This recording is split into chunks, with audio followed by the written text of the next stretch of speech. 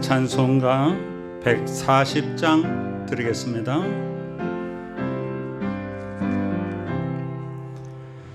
왕 되신 우리 주께 다 영광 돌리세.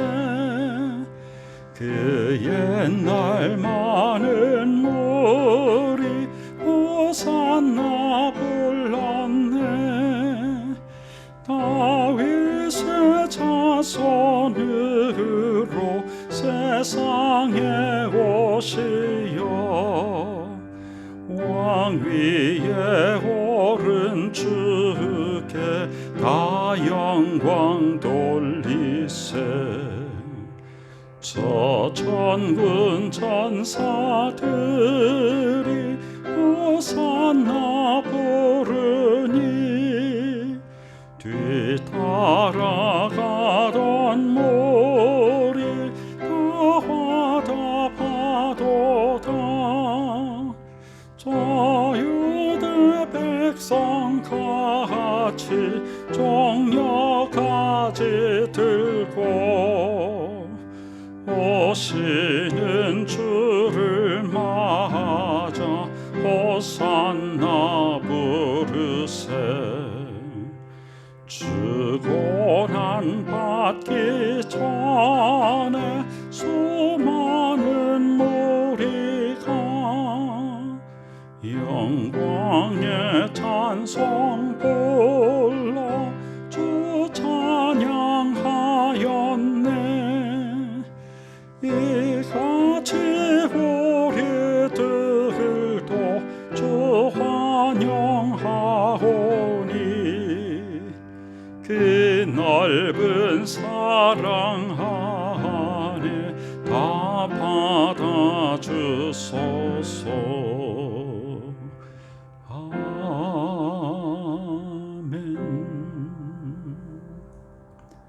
아버지 하나님의 귀하신 은혜에 감사드립니다. 오늘도 아버지 하나님께서 이 귀한 3일 저녁에 저희들을 불러주시고 하나님의 은혜 가운데로 인도하여 주심을 감사드립니다.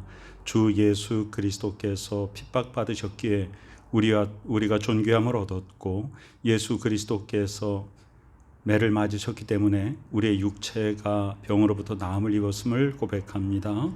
예수 그리스도께서 죽임을 당하셨기에 그 대가로 우리가 살게 되었으며, 이제는 주 예수 그리스도의 부활과 연합하여 영광된 영생을 누리는 하나님의 자녀로서 주 앞에 바로 서서 세상을 향하여 담대하게 주의 자녀의 권세를 가지고 이 시대를 이끌어가는 그리스도인의 능력을 발할 수 있도록 축복하여 주시니 감사드립니다.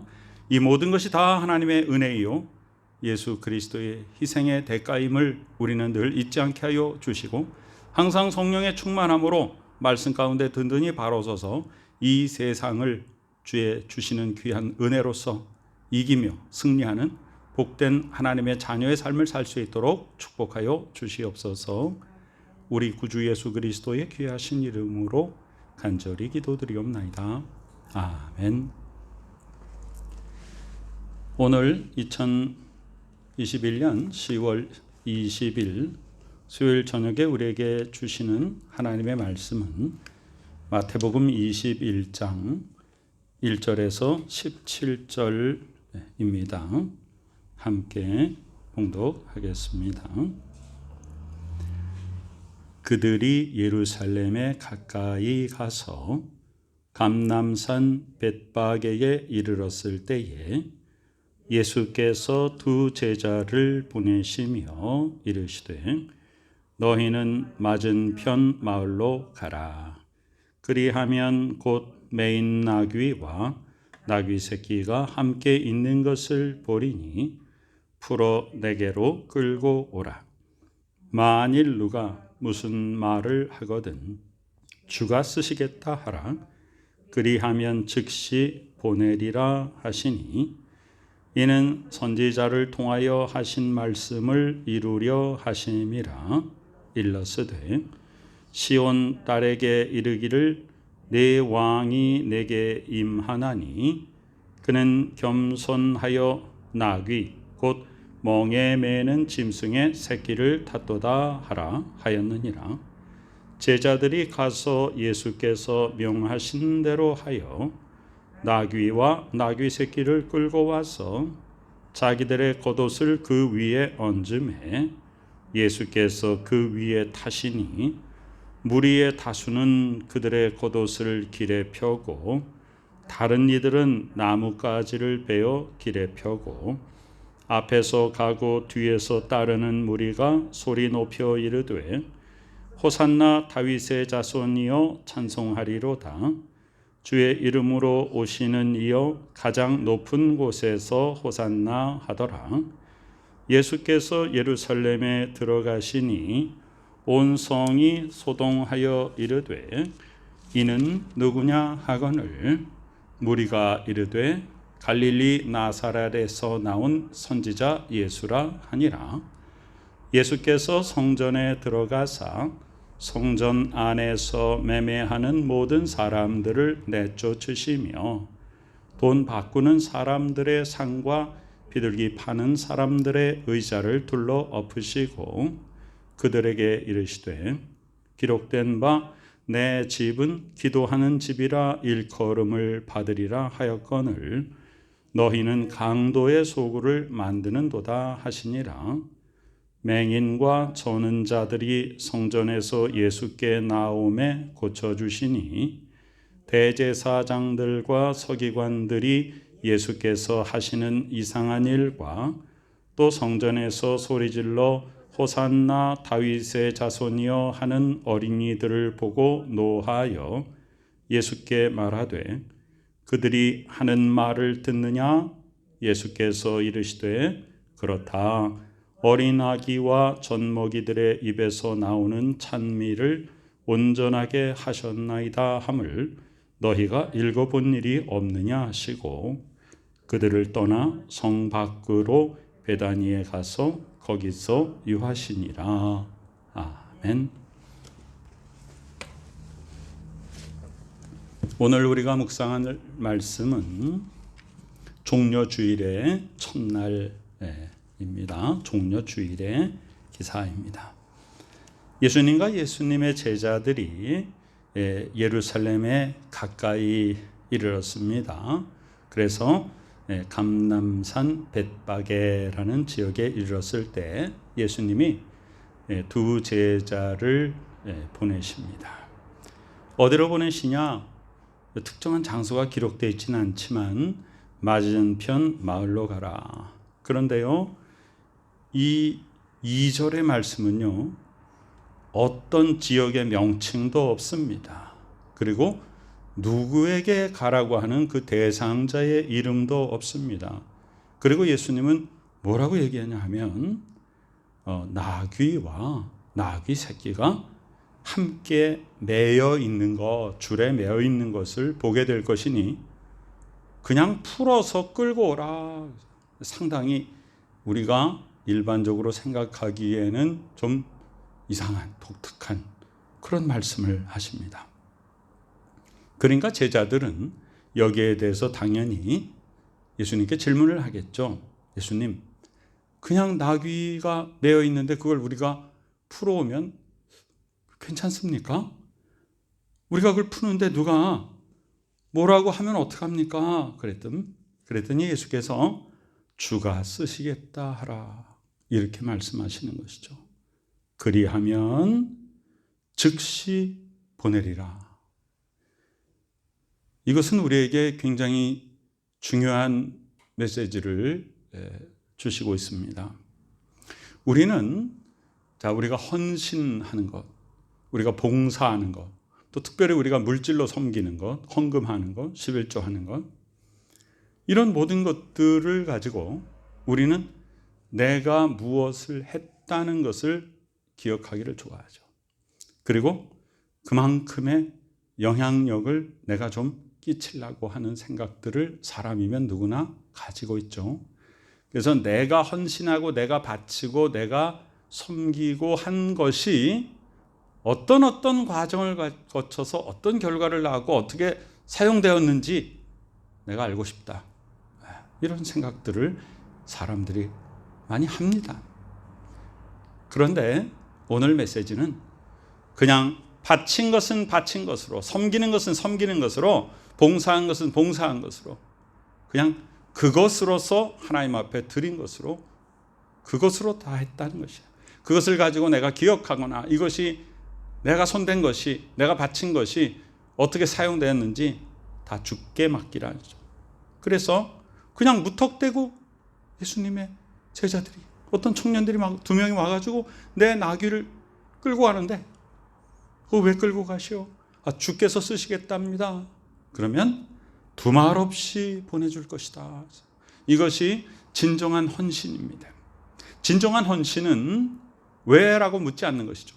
진정한 헌신은 무엇에 쓰려고?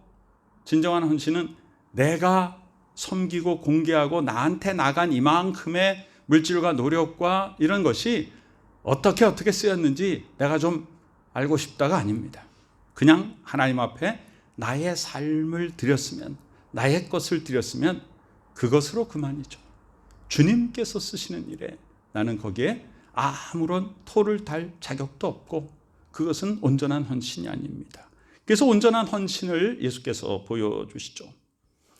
이것은 제자들로 하여금 굉장히 큰 것을 깨닫게 합니다. 그렇구나. 제자들은 아직도 인간적인 생각에 머물러 있습니다. 이걸 풀어가는데 누가 뭐라 그러지 않나요? 주께서 쓰시겠다 하라. 그러면 즉시 보낼 것이다. 이것이 우리의 헌신하는 성도의 태도이죠. 그런데 이 모든 것이 예수께서 임의로 하신 것이 아니라 구약 성경을 이루려 하십니다. 그래서 5절에 보면 이사야 62장 11절이 그대로 인용이 되어 있죠. 자, 예수님은 겸손하여서. 그런데 예수님의 신분이 누구냐? 왕이다. 물론 세상 사람들이 생각하는 정치적이고도 사회적인 그런 왕과는 다른 영적인 왕이지만 예수님은 왕이신데 겸손하여서 나귀, 곧 멍에 매는 짐승의 새끼를 탔다. 어떻게 보면 우스꽝스러운 모습일 수 있습니다. 이 당시에 군사들, 장군들은 말을 탔잖아요. 근데 말이 아니라 아주 작은 나귀 새끼를 탑니다. 예수 그리스도의 겸손한 모습을 말할 뿐 아니라 이 세상의 지배자, 백성들을 위해 군림하는 세상의 왕, 세상의 실력자, 세상의 무력으로 백성들을 통치하는 왕을 가르치지 않고 백성들을 섬기는 진정한 하나님의 나라의 왕을 보여줍니다. 예수님께서는 나는 섬김을 받으러 온 것이 아니고 다른 장군들, 다른 왕처럼 커다란 말을 타고 군사들을 이끌고 칼과 창을, 방패를 앞세우고 당당하게 행진해서 들어오는 그런 통치자와 지배자로서의 세상적인 왕이 아니라 겸손하게 작은 나귀 새끼를 타고 조용히 백성들 앞에 나타나시는 진정 섬김의 왕으로, 나는 섬김을 받으러 온 것이 아니라 도리어 섬기러 왔고 내 목숨을 사람들에게 내어주려고 나는 왔다 말씀하시죠. 종려주일은 곧 무엇의 시작이냐면 예수 그리스도의 목숨을 내어주심의 시작의 첫 발걸음입니다.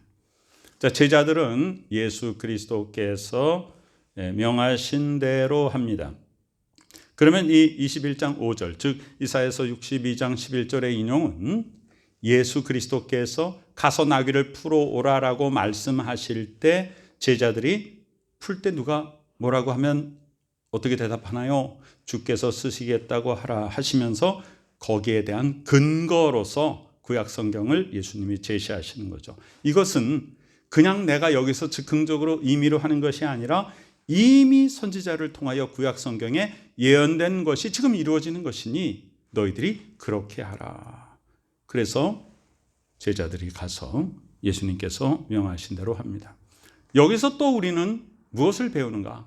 모든 말과 행동, 근거가 어디 있는가? 우리가 마음 먹고 우리가 믿고 따르고 행동하는 모든 것의 근거는 다 하나님의 말씀을 기초로 해야 된다는 것입니다. 사람의 말이 아니라 그때그때 상황에 따라 일어나는 사람의 그런 느낌과 생각이 아니라 하나님께서 말씀하신 하나님의 성경 말씀, 예언의 말씀, 그 하나님의 말씀을 지켜 따르는 것, 그것이 우리 신앙생활의 근본인 것이죠. 말씀이 우리의 근본입니다. 그래서 가서 나귀와 나귀 새끼를 끌고 옵니다. 그리고선 자기들의 제자들의 겉옷을 그 위에 얹었다. 예수께서 그 위에 타셨다. 자, 안장을 앉혀본 적이 없는 그냥 이 나귀 새끼의 등에 예수님이 제자들의 옷을 깐 그 위에 타고 가십니다. 이 당시에 옷 한 벌이라고 하는 것은 굉장히 지금 생각하는 거는 완전히 다른 아주 귀중한 재산이죠. 그래서 오죽하면 구약 성경에 옷을 만약에 저당을 잡걸랑 해가 지기 전에 돌려주어라. 그래서 그가 옷이라는 것은 이 당시에 그냥 낮에 입고 다니는 옷뿐만이 아니라 밤에 그것을 덮고 자는 것이죠. 그러니까 그 사람이 옷이 또 한 벌이 없기 때문에 그 옷을 남에게 빚지고 전당 잡히고 나서는 자기가 옷이 없이 벌벌 떨면서 추운 밤을 지내지 않도록 하라. 이런 배려가 있잖아요. 그만큼 이 보통 서민에게 있어서 옷 한 벌이라고 하는 것은 그냥 그가 몸에 걸치고 있는 모든 것이었어요. 제자들이 그걸 벗습니다. 그래서 그것을 나귀의 그 짐승의 등에 깝니다.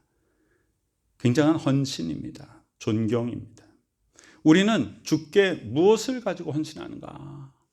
우리가 가지고 여분의 것으로, 우리가 쓰고 남은 것으로, 그것이 아니라 내가 가장 귀중한 것으로, 내가 이것밖에 없는데 그것을 주를 위하여, 그것이 진정한 헌신이죠.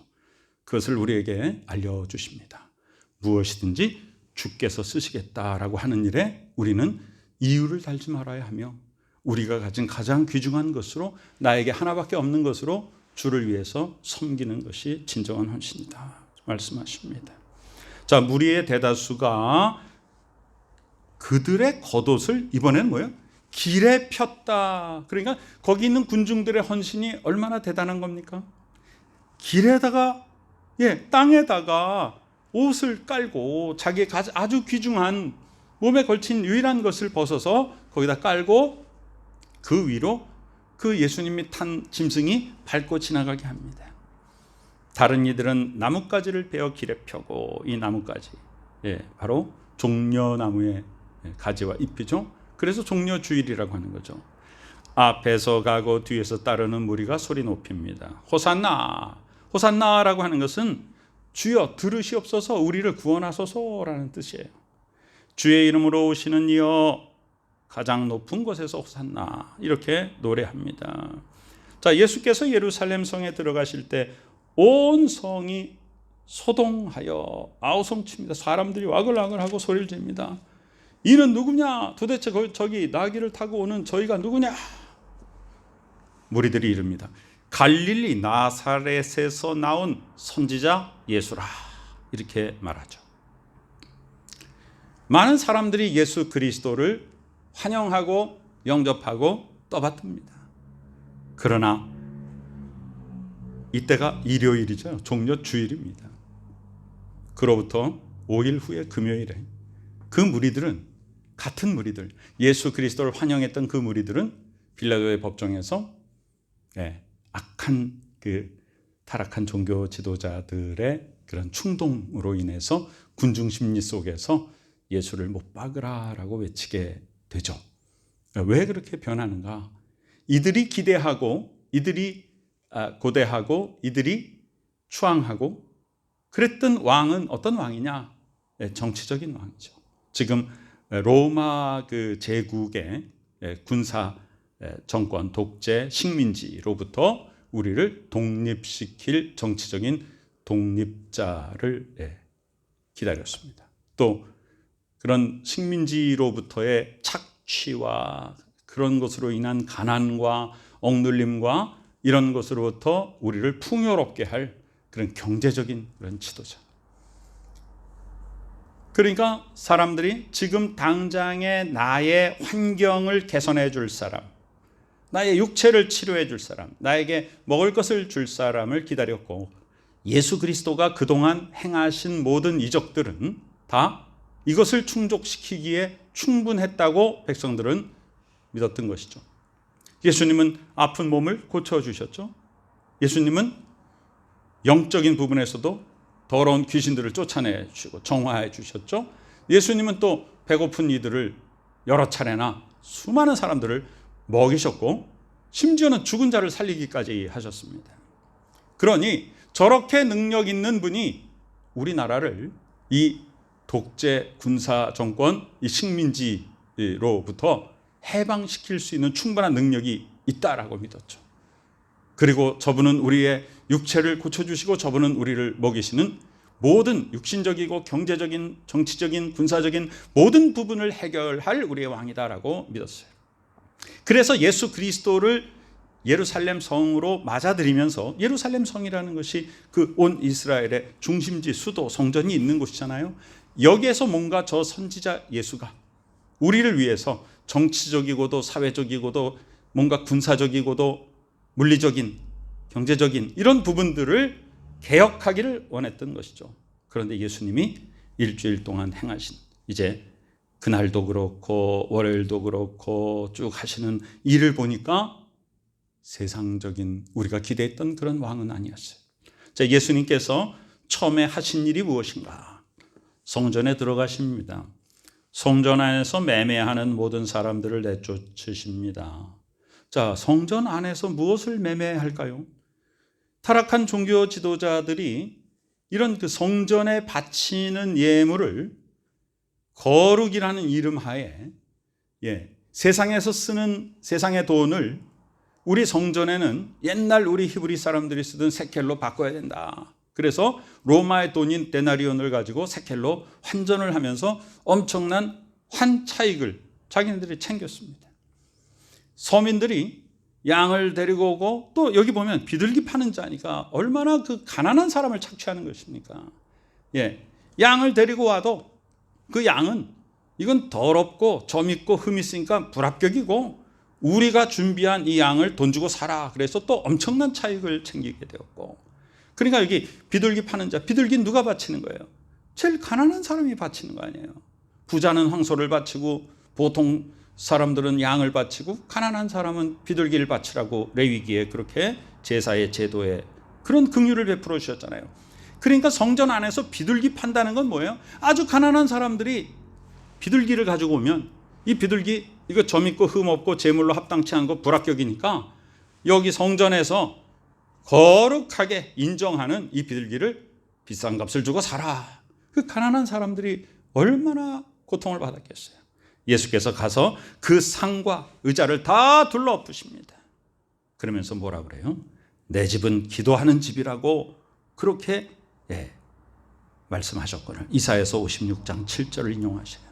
내 집은 기도하는 집이라 그랬는데 너희들이 강도의 소굴을 만드는구나. 이 강도의 소굴을 만드는 것도 예레미야 7장 11절에 인용이 되어 있습니다. 그러니까 예수께서 하시는 모든 행동은 다 구약 성경의 예언자들에 의해서 예언된 것을 예수님이 행하시는 것이죠. 특별히 마태복음의 특징은 유대인을 위한 복음이기 때문에 유대인들에게 권위를 나타내려면 무엇이 뒷받침돼야 되냐면 구약 성경의 근거가 굉장히 중요한 것이죠. 그래서 예수님이 하시는 모든 행적은 다 구약 성경의 존경받는 예언자들을 통하여 하나님께서 주신 이 말씀을 지금 이루고 계시다라는 것을 이 마태는 마태복음을 통하여 계속 제시하는 것입니다. 또 병자들이 나옵니다. 맹인들과 전원자들이 성전에서 예수께 나오매 고쳐주시니, 이분들이 주로 성전에서 나왔다는 건 뭐냐 하면 이 성전에 앉아서 예배드리러 오는 사람들한테 구걸을 했던 그런 사람들이죠. 고쳐주십니다. 대제사장들과 서기관들이, 타락한 종교 지도자들이 예수께서 하시는 이상한 일, 그들의 눈엔 이상한 일, 이 기이한 일, 또 성전에서 소리질러 호산나 다윗의 자손이여 하는 어린이들을 보고 화를 냅니다. 야, 어린애들이 입 다물어라 그렇게 말합니다. 그랬더니 예수께서 뭐라고 말씀하시는가? 시편 8장 2절을 또 인용하셔요. 어린아이와 젖먹이의 입에서 나오는 찬미를 온전케 하셨다. 이 성경을 너희들이 모르느냐? 이 대제사장들과 특별히 서기관들은 하는 일이 뭡니까? 계속 자기는 끝없이 구약 성경을 손으로 써서 필사하는 일을 하는 게 그들의 주된 업무입니다. 그랬으면 그들은 모든 성경을 거의 암송할 정도로 확실하게 알고 있는데, 그들이 베껴 쓰고 있는 그 성경의 스토리가 누구의 것이냐? 바로 예수님의 이야기라는 것을 성경을 가장 많이 아는 사람이 전혀 모르고 있는 것이죠. 그리고 그들을 떠나 성 밖으로 가서 다시 베다니에 가서 거기서 주무시게 됩니다. 이것이 종려 주일의 일이고 예수님의 고난의 한 주간의 첫날의 시작인 것입니다. 자, 예수 그리스도 앞에 우리는 어떤 모습으로 나아옵니까? 내가 바치고도 내 것을 기억하지 아니하고, 주께서 쓰신다 하실 때 우리는 온전히 주께서 쓰시는 것으로 드리며, 우리는 모든 것들을, 내가 가장 귀중한 것들을 하나님 앞에 올려드리며, 이것은 단지 어떤 물질을 말하는 것이 아닙니다. 우리의 모든 삶이 하나님 앞에 쓰임받는 하나님의 도구로서의 삶, 나의 가장 귀중한 것을 하나님 앞에 드리는 자로서의 삶. 그러면 하나님께서 우리에게 하나님의 가장 좋은 것으로 우리를 덧입혀 주시고, 이 땅 가운데서 하나님의 자녀가 모든 삶 가운데 영육간에 하나님께서 지켜주시고 보호하시는, 하나님의 불꽃 같은 눈길로 지켜주시고 사랑하시고 인도하시는 귀한 삶으로 하나님이 이끌어 주십니다. 하나님 아버지 앞에 우리의 모든 것을 드리며, 성전이라고 하는 껍데기의 거룩성을 밖으로 보여주면서 그 안에는 온갖 비리와 썩은 것들이 가득했던 이 타락한 이 당시의 어떤 종교적인 그런 행태들, 그것을 예수님이 정화하시는 모습, 그것은 우리의 삶 가운데 진정한 신앙생활이 어떤 것인가 우리 자신을 돌아보게 합니다. 하나님 앞에 온전히 순전한 마음으로 나와서 순전한 마음으로 헌신하고 모든 것을 주께 맡겨 하나님이 인도하시는 복된 삶, 주의 말씀 가운데 든든히 바로 서서 우리가 세상 풍조에 흔들리지 않고 하나님의 말씀 따라 순종하여서 복된 열매 맺어 그 열매를 통하여 세상을 새롭게 하는 그리스도의 능력을 바라는 복된 우리 모두가 되시기를 간절히 축원합니다. 아멘. 아버지 하나님의 은혜에 감사드립니다. 저희들을 사랑하여 주시고 하나님의 말씀의 권세 가운데로 인도하여 주시는 좋으신 하나님 감사드립니다. 모든 것을 그저 내 생각을 갖고 하지 않게 하여 주시고 주님 앞에 다 헌신하고 맡기고 주의 말씀 따라 순종하여서 우리의 삶에 하나님을 영화롭게 하는 하나님 아버지의 자녀로서의 복된 열매 맺을 수 있도록 축복하여 주시옵소서. 지금은 우리 구주 예수 그리스도 귀하신 은혜와 하나님 아버지의 큰 사랑하심과 성령님의 도우심, 역사하심, 교통하심이 우리로 하여금 말씀 가운데 든든히 바로 서서 그저 순종하여 나아가 하나님 아버지 기뻐하시는 복된 삶의 열매 맺기를 소망하는 존귀한 믿음의 식구들의 머리 위에 지금부터 영원까지 함께 계시옵기를 간절히 축원하옵나이다. 아멘.